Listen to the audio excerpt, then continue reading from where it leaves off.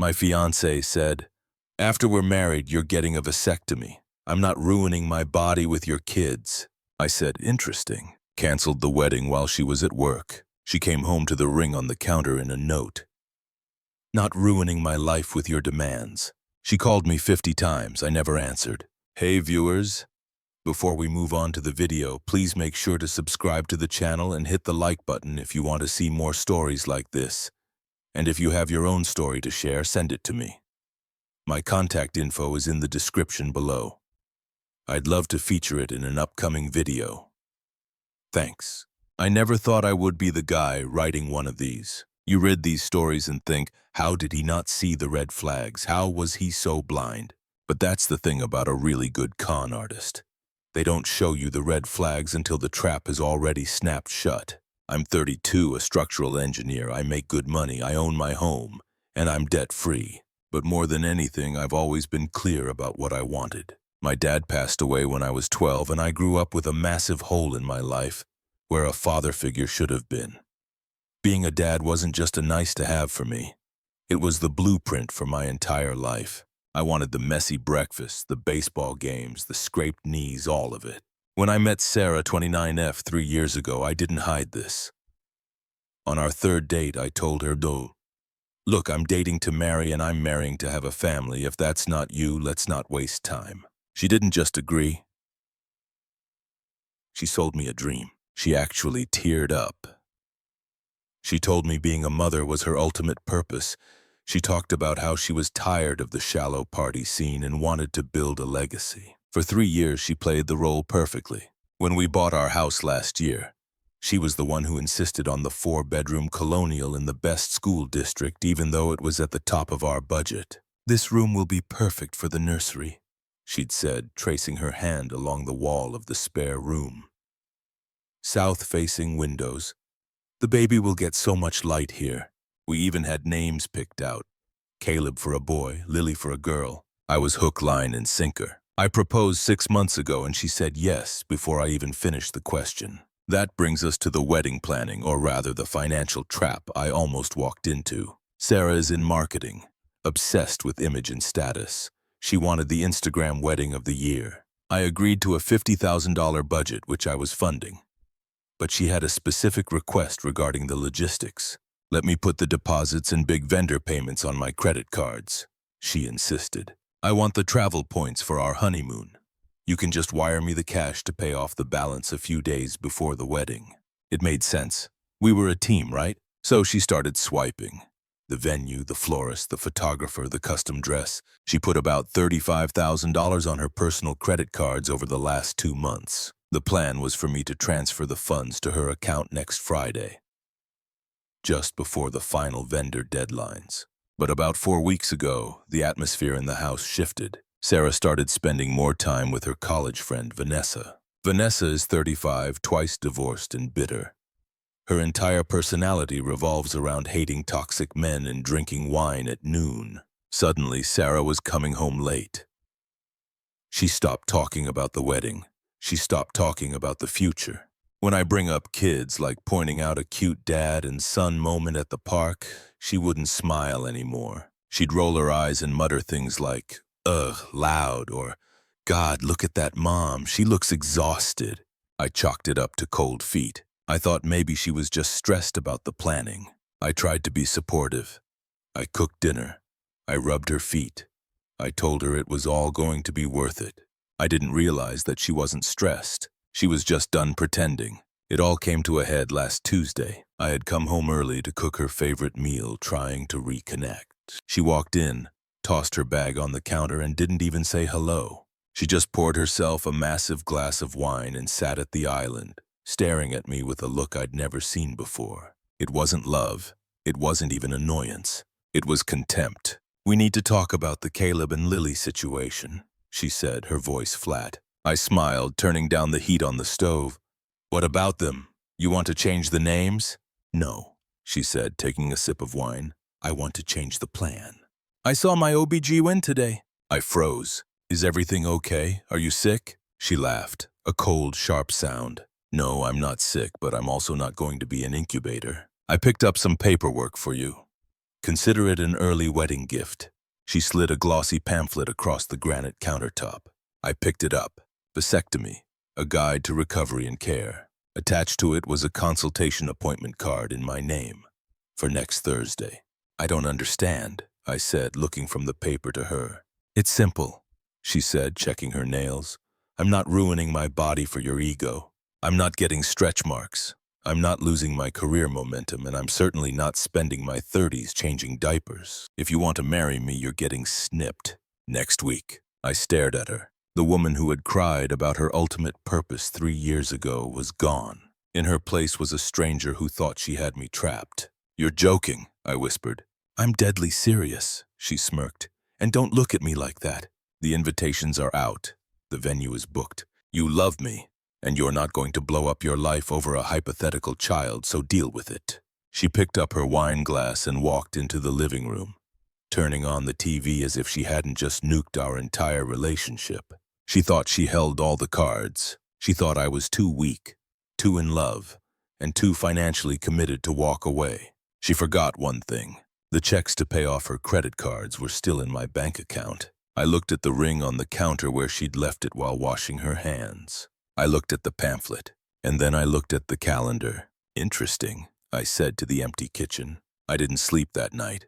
I planned. I didn't argue with her that night. I didn't scream. I didn't beg. When I walked into the bedroom, she was already asleep, sprawled out in the center of the bed like she owned the place. I grabbed a pillow and a blanket and went to the guest room. The room she had promised would be a nursery. Lying there in the dark, I didn't feel heartbreak. Not yet. I just felt a cold, hard clarity. It was like looking at a building with a cracked foundation. You don't try to patch it with duct tape. You condemn it. The next morning, Wednesday, I was up at 5 a.m. I showered, dressed for work, and made coffee. When Sarah stumbled into the kitchen at 7:30, I was already sipping from my mug, scrolling through my phone. Did you call the clinic to confirm? She asked, not even looking at me. She went straight for the fridge. I'm handling it, I said. My voice was steady. Good, she replied, pouring almond milk into her smoothie. Vanessa and I are going for drinks after work to celebrate. I knew you'd come around. You're a smart guy. She walked over, pecked me on the cheek. It felt like being kissed by a lizard. She grabbed her keys. Don't wait up. As soon as the front door clicked shut, I moved. I didn't go to work. I called in and took a personal day. Then I initiated Project Demolition. Step 1 was the extraction. I didn't want a long, drawn-out move. I called a moving company I've used for job sites. I need a truck and 2 guys immediately. Cash job. They were there in 45 minutes. I packed only what was mine. My clothes, my books, my electronics, my grandmother's antique clock. I left the furniture we bought together. I left the TV.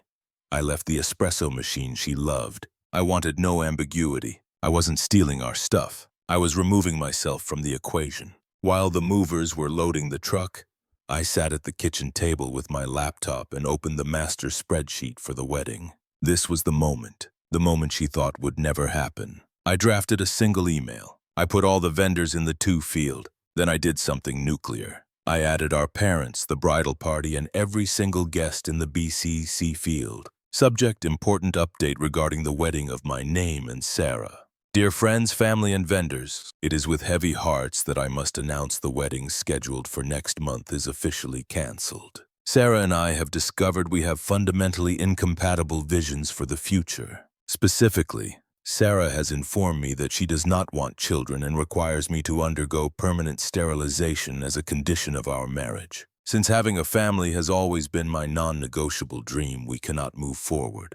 To the vendors, please consider this formal notice of cancellation. I understand deposits are non-refundable. To our guests, I apologize for the inconvenience and the disruption to your travel plans. Thank you for your support. Sincerely, my name. I hovered over the send button. My hand trembled just once. I thought about the 3 years, the lies, the Caleb and Lily conversations, the sheer disrespect of her tossing that pamphlet at me like I was an employee. I clicked send. Next, I logged into my bank app. I saw the scheduled transfer for $35,000 set to go out to Sarah's account on Friday. Cancel transfer. Are you sure? The app asked. Yes. The money remained in my savings account, safe and warm. By 2 p.m., the house was empty of my presence. The movers had already left for the storage unit. I did a final sweep. I took the engagement ring, a 1.5-carat solitaire I'd spent months saving for, off the dresser where she kept it. But then I stopped. If I took the ring, she'd say I stole it. She'd try to sue me for it. No, I needed a symbol. I placed the ring on the center of the kitchen island right next to that damn vasectomy pamphlet. I grabbed a Sharpie and wrote on the back of the pamphlet, "Not ruining my life with your demands. The wedding is canceled.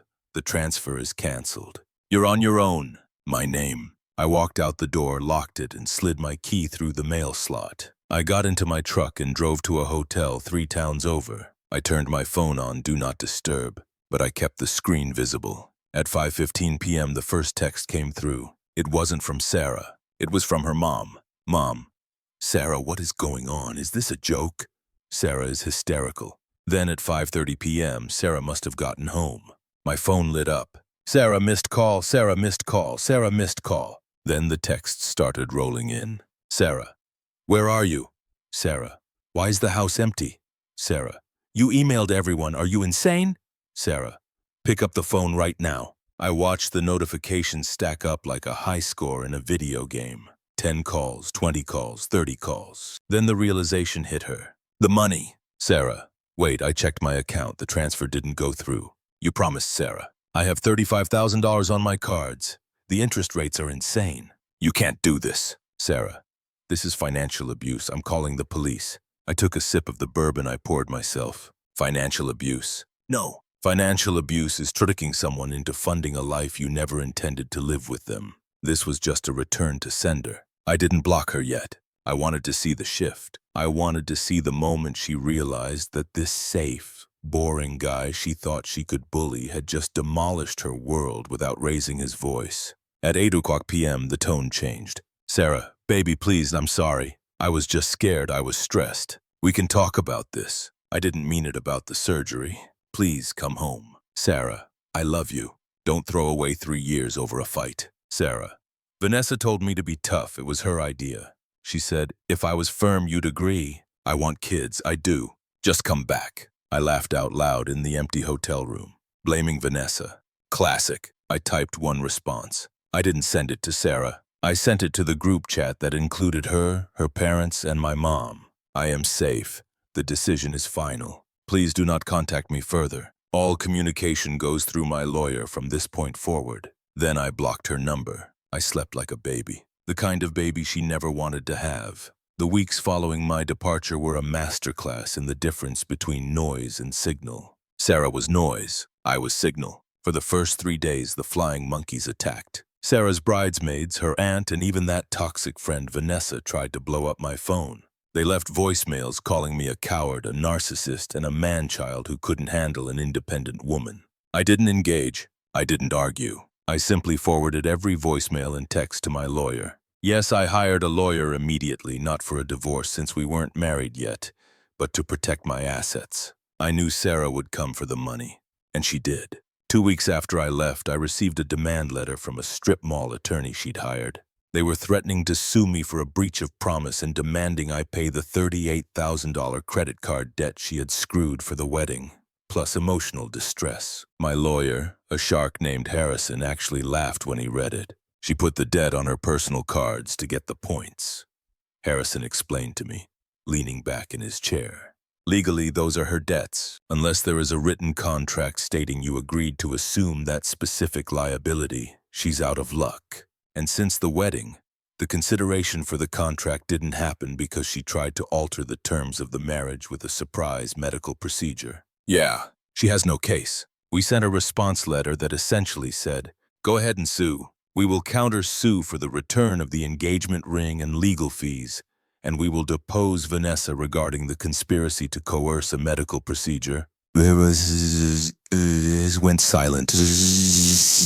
The social fallout was just as brutal for her, because I had sent that email, the one explicitly stating she demanded sterilization. She couldn't spin the narrative. She couldn't play that he left me at the altar victim card without someone asking. "Yeah, but didn't you try to force him to get a vasectomy?" The Instagram wedding she wanted became the town's biggest cautionary tale. I heard through mutual friends that the financial reality hit her like a freight train. The venue refused to refund the $15,000 deposit. The florist, the caterer, the dressmaker, they all kept their cuts. Sarah was left with nearly $40,000 in high-interest debt and an entry-level marketing salary that couldn't cover the minimum payments. She lost the apartment within 2 months. I heard she had to move back in with her parents in the suburbs. The same parents she used to brag about outgrowing. As for me, I didn't celebrate her downfall. I didn't post about it. I just erased her. I sold the house we had lived in. Too many memories of her fake nursery planning. I took the profit, combined it with the money I didn't spend on her debt, and bought a fixer-upper on the other side of the city. I spent a year working on that house. I tore down walls. I built a deck. I healed. I started dating again, but this time I listened to actions, not words. I met Emily about 14 months after the breakup. She was a pediatric nurse. On our second date, she told me, "My life is chaotic. I work long hours and I want 4 kids and a golden retriever. If that scares you, run now." I didn't run. I proposed a year later. It had been almost 3 years since I walked out of that kitchen. I was at a high-end furniture store on a Saturday afternoon. Emily and I were looking for a crib. Not a theoretical crib for a future room. A real crib. Emily was 7 months pregnant with our son. I was testing the railing of a solid oak model when I heard a voice that made the hair on the back of my neck stand up. Not out of fear, out of sheer uncomfortable recognition. "So you actually did it." I turned around. Standing in the aisle, clutching a throw pillow like a shield, was Sarah. She looked tired. That's the only word for it. The glossy, high-maintenance sheen she used to have was gone. Her hair was pulled back in a messy bun. Her roots were showing. She was wearing a generic tracksuit. She looked 10 years older than the woman I had left. "Hello, Sarah," I said. My voice was calm. My pulse didn't even jump. She looked at me. Then her eyes drifted to Emily. Emily was a few feet away, looking at changing tables. She turned, her baby bump impossible to miss in her floral sundress. She smiled at Sarah, not knowing who she was, and gave a polite wave. Sarah's face twisted. It was a mix of jealousy and devastation. "You replaced me," she spat, her voice trembling. "You really just wanted a broodmare, didn't you? Someone to just give you what you wanted." I stepped between her and Emily, blocking her view. "I wanted a partner, Sarah. Someone honest." "I'm still paying for it, you know," she hissed, tears welling up in her eyes. "That debt ruined my credit. I can't even get a car loan. I'm living in my childhood bedroom because of you. You destroyed my life over a hypothetical kid." She was still doing it, still framing herself as the victim, still refusing to see that the grenade that blew up her life was the one she pulled the pin on. "I didn't destroy your life," I said, my voice low and steady. "I just refused to let you destroy mine. We could have worked it out." She raised her voice, causing a few shoppers to look over. "I would have given you a kid if I knew you were actually going to leave. I loved you." "No," I corrected her. "You loved the lifestyle I provided and you didn't want a kid, Sarah. You made that very clear. You shouldn't have to compromise on your body and I shouldn't have to compromise on my family. We both got what we wanted." "I have nothing," she snapped. I looked at her one last time. I didn't feel anger. I didn't feel the need for revenge. I just felt relief. Relief that I wasn't the one paying off those credit cards. Relief that I wasn't the one waking up next to her bitterness every day. "You have your freedom," I said. "No kids to ruin your body. No husband to hold you back. You wanted Sarah. Enjoy it." I turned my back on her. "Babe," Emily called out, holding up a soft blue blanket. "Do you like this one?" I walked over to my wife, put my hand on the small of her back and kissed her forehead. "I love it," I said. "Let's get it." We walked to the register. I didn't look back to see if Sarah was still standing there. I didn't care. She was just a ghost from a life I almost settled for, fading away in the rearview mirror of the life I built. Thanks for watching. Make sure to subscribe to the channel and hit the like button. What do you think about this story? Share it in the comments.